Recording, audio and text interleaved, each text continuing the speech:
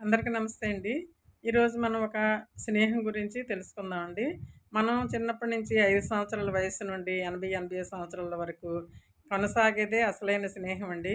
మధ్యలో ఎంతోమంది స్నేహితులు వస్తూ పోతూ ఉంటారు. పిల్లలొస్తారు, భర్త లేకపోతే భార్య, అన్నదమ్ములు వీళ్ళందరూ వస్తూ ఉంటారండి. అవన్నీ స్నేహం కాదండి. ఎవరి అవసరాలు వాళ్ళయండి. ఎవరి బంధం వాళ్ళదండి. కానీ స్నేహం అనేది మాత్రం మనకి మొదట్లో స్టార్ట్ అయ్యి చివరి వరకు ఉండేది అసలైన స్నేహం అండి.